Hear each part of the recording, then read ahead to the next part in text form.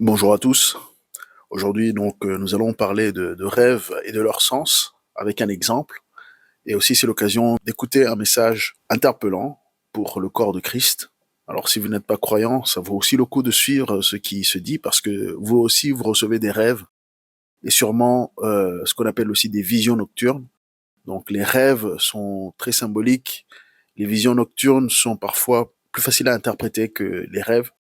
Mais quoi qu'il se passe, ce sont les images qu'on voit quand nous dormons.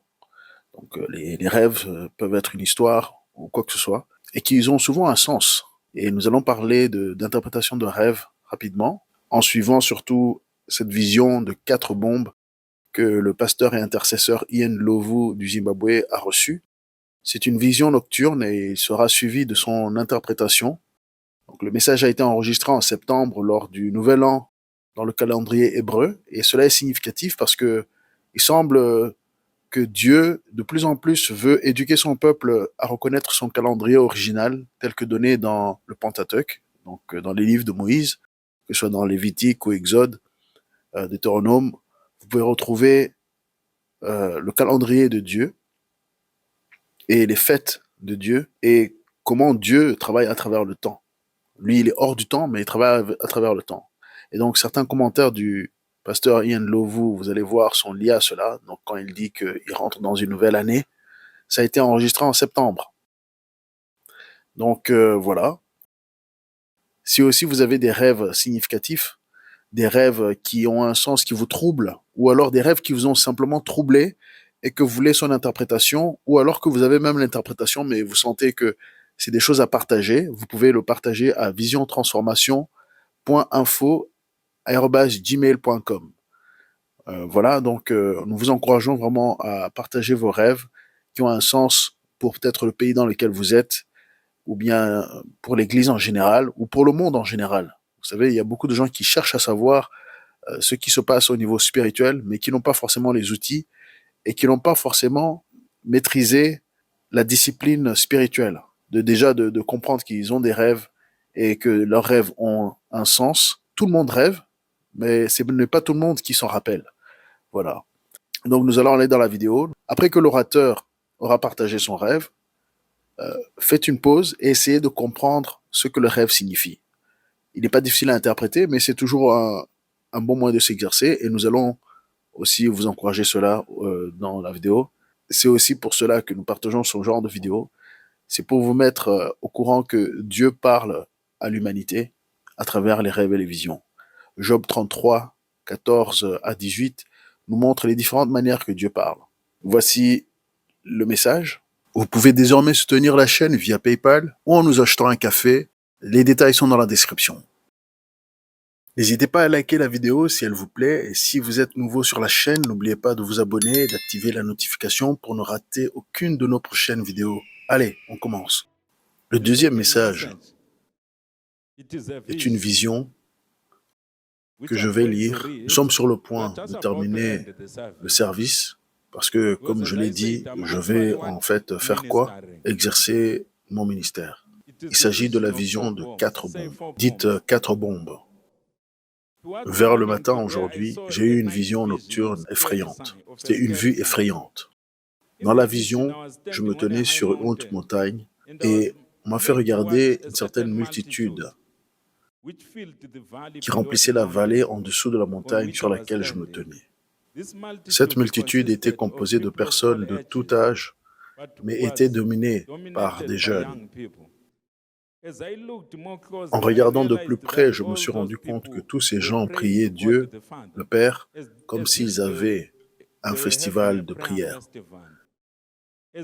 Alors qu'ils continuaient dans leurs activités de prière, un nuage est venu de la couverture orientale vers la vallée où ils priaient. Ensuite, un vent fort est venu avec une force de l'Est. J'ai vu la plupart de ces intercesseurs lutter pour rester immobiles et certains frissonnaient. Mais les plus sages d'entre eux cherchaient à se réchauffer en priant avec plus de vigueur et de ferveur tout en marchant. Après un certain temps, le vent de l'Est s'est calmé et j'ai vu un avion de taille moyenne qui ressemblait à un ballon allongé avec des petites ailes, des ailes minuscules pour être un avion. L'avion ballon a lâché 4 bombes qui sont tombées au ralenti. J'ai vu les bombes tomber au ralenti, l'un après l'autre. Et puis j'ai pu lire ce qui était écrit sur ces bombes qui allaient dans la vallée ou qui étaient lâchées dans la vallée. Écrite le péché sexuel. La deuxième bombe était écrite la tromperie de l'Internet. La troisième bombe était écrite découragement. La dernière bombe était écrite orgueil et incrédulité. Le largage de ces bombes a fait tomber temporairement environ 60% des guerriers. Seulement 40% ont pu, par la grâce de Dieu, rester debout. Alors, quand je regardais, tout en restant en prière, et désirais savoir ce qui allait arriver à ceux qui étaient tombés dans la vallée, j'ai entendu une voix forte au-dessus de ma tête sur cette montagne déclarant les mots qui sont écrits dans Ézéchiel chapitre 37, du verset 1 jusqu'au verset 14.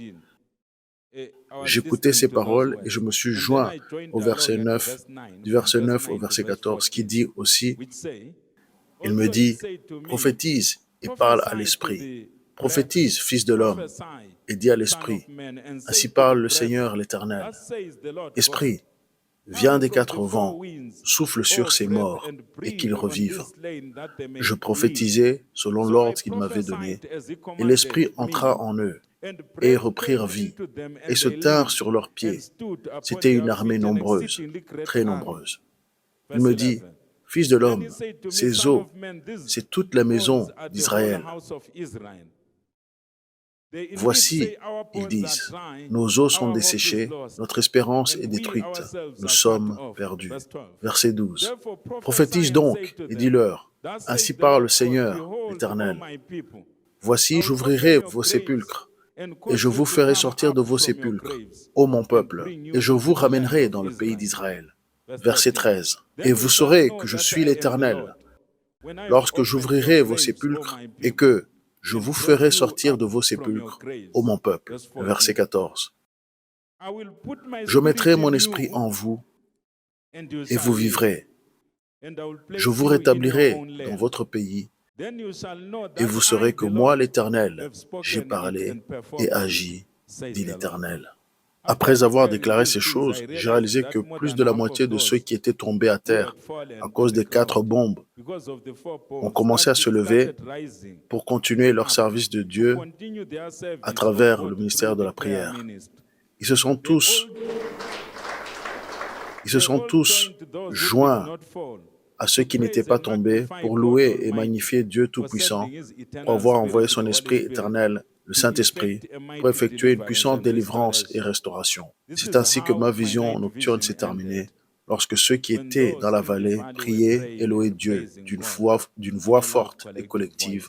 Amen.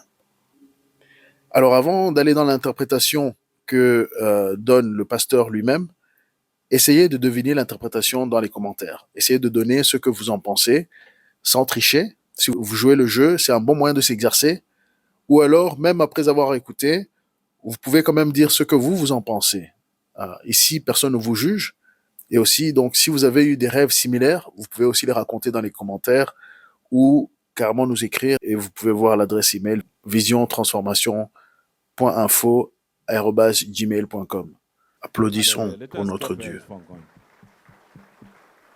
Donc, dans cette saison dans laquelle nous sommes en train de rentrer et dans laquelle nous sommes rentrés déjà, nous devons faire attention pour 4 choses. 4 choses que Satan veut utiliser et va utiliser pour attaquer les gens dans le corps de Christ. Numéro 1, le péché sexuel. Numéro 2, la tromperie par Internet ou la tromperie d'Internet. Numéro 3, le découragement. Juste un sentiment accablant d'être découragé et de ne pas pouvoir aller de l'avant. C'est une attaque spirituelle. Numéro 3, l'orgueil et l'incrédulité. Ceux qui vont réussir, surtout en termes de succès matériel, mais aussi ceux qui vont réussir spirituellement dans leur ministère, qui vont devenir plus loin dans cette saison et plus visibles dans cette saison. Vous devrez vous garder de l'orgueil, parce que immédiatement que vous accueillez l'orgueil, il produira l'incrédulité. Le cœur s'endurcira et il ne sera plus sensible au mouvement Réma ou à la parole Réma de Dieu Tout-Puissant. Alléluia. Alléluia. Donc il y a 4 bombes dont nous devons prendre note. La première bombe est la bombe du péché sexuel.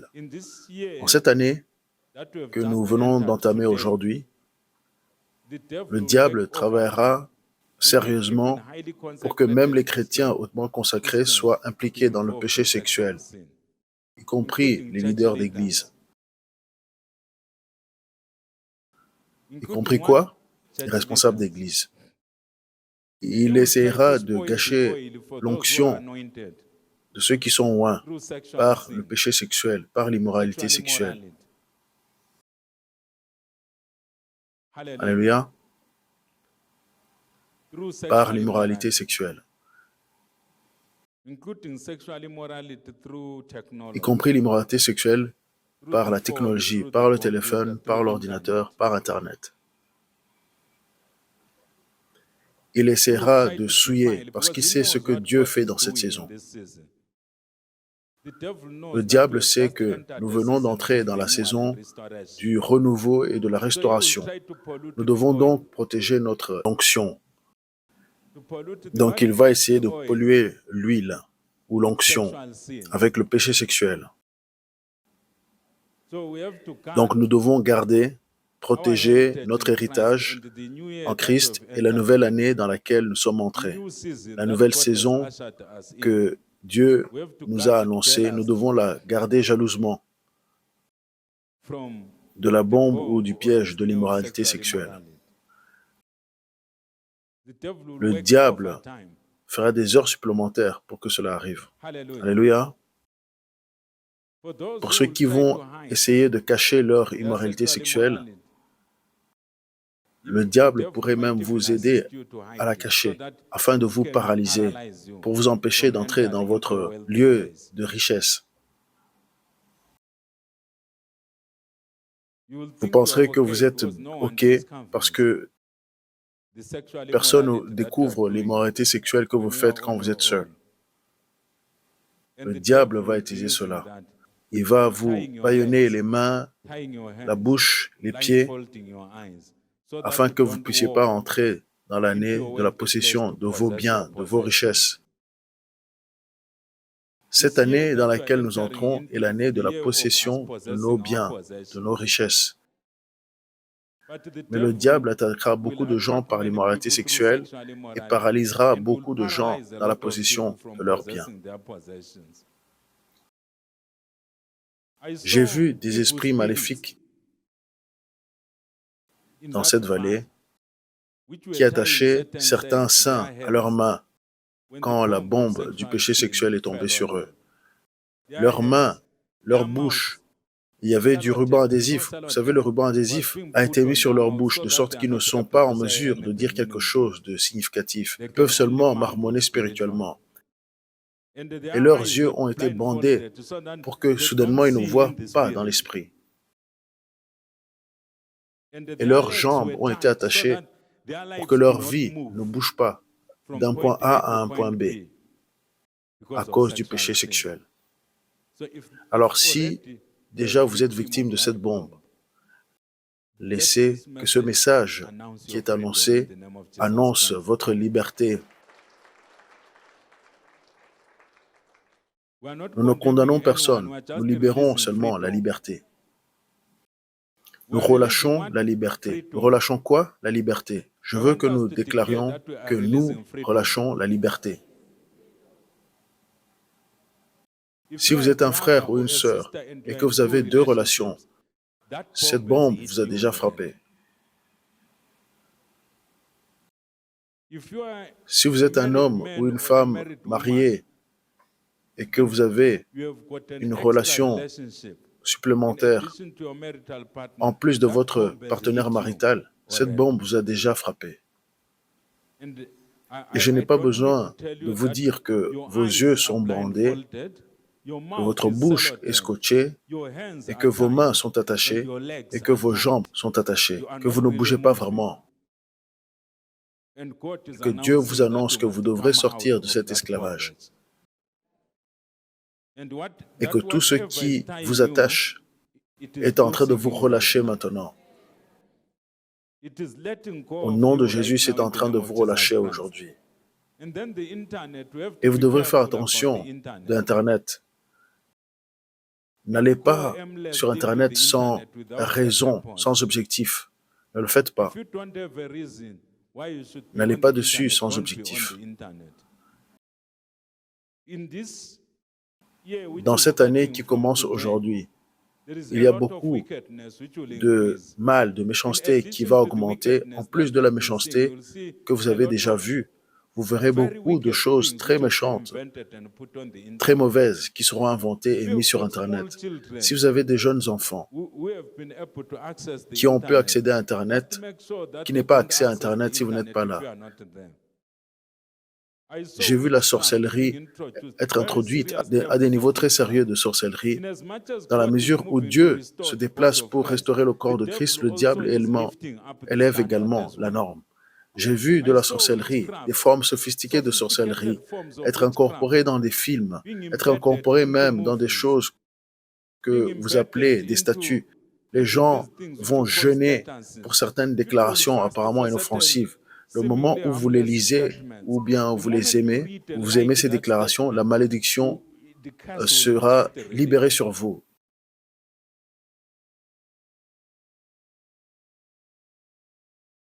Donc, vous et moi, nous devons être très, très discernants. Nous devons discerner des gens qui nous suivent sur Internet et les gens que nous suivons sur Internet, qui ne nous trompent pas et qui ne nous emmènent pas loin de la présence de Dieu, dans la présence de Satan. J'ai vu beaucoup de découragement parce que les gens qui n'ont pas été conduits par l'Esprit de Dieu, ils échoueront complètement.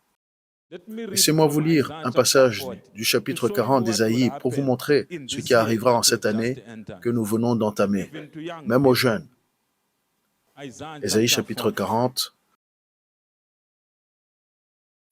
dites « Dieu aide-moi ». Verset 28, Ésaïe 40, verset 28. « Ne le sais-tu pas? Ne l'as-tu pas appris? C'est le Dieu d'éternité, l'Éternel, qui a créé les extrémités de la terre. Il ne se fatigue point, il ne se lasse point. On ne peut sonder son intelligence. Il donne de la force à celui qui est fatigué et il augmente la vigueur de celui qui tombe en défaillance. » Verset 30. Les adolescents se fatiguent et se lassent, et les jeunes hommes chancellent. C'est le découragement dont je parle. Mais écoutez, verset 31. Mais ceux qui se confient en l'Éternel renouvellent leur force. Ils prennent le vol comme les aigles. Ils courent et ne se lassent point. Ils marchent et ne se fatiguent point. Alors toi et moi, nous devons attendre Dieu. Même quand il semble qu'il n'y a pas de lumière au bout du tunnel. Attends simplement que Dieu soit cette lumière. Nous devons nous garder de l'orgueil et de l'incrédulité. Si Dieu te laisse dans cette saison, reste humble.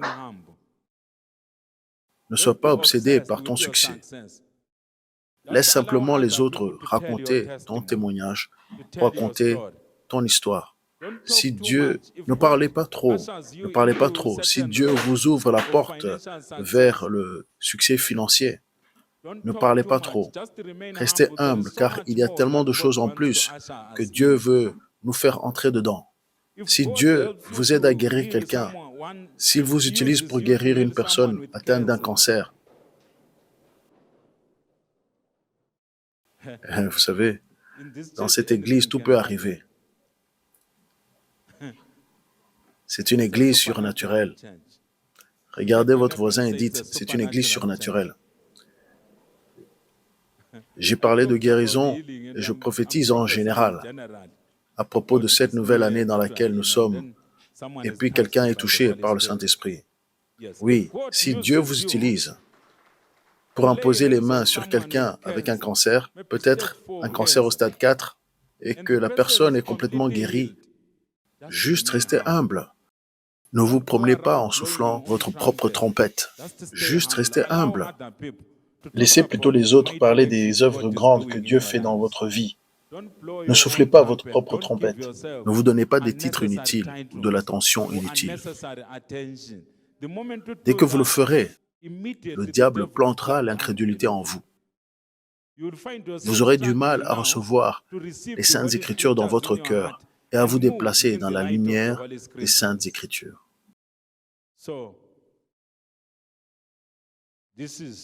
Ça, c'est le message. Alléluia. Ou la vision des 4 bombes. C'est général. Ce n'est pas pour un pays spécifique. C'est quoi? C'est général. Et est-ce que vous avez déjà été victime de ces bombes? Est-ce que vous êtes victime de péchés sexuels, que ce soit sur Internet, que ce soit physiquement? Est-ce que vous vous sentez complètement bâillonné, complètement attaché à ces choses et que vous n'arrivez pas à vous en débarrasser? Sachez que la prière fonctionne. Sachez que faire appel à Dieu fonctionne. Et nous aussi qui vous parlons, nous sommes passés par là dans notre jeunesse. Mais Dieu, heureusement, nous a délivrés lorsque nous avons fait appel à lui. Êtes-vous victime de l'orgueil? Est-ce que votre foi a été amoindrie ces derniers temps? Est-ce que vous sentez que vous n'arrivez plus à entendre la voix de Dieu? Est-ce que vous avez diminué votre temps avec Dieu? Vous savez, il faut toujours être conscient de Dieu. Et c'est peut-être pas forcément évident, mais il faut faire un effort de se poser quelques minutes par jour au moins pour penser à Dieu, à sa parole, en famille ou tout seul.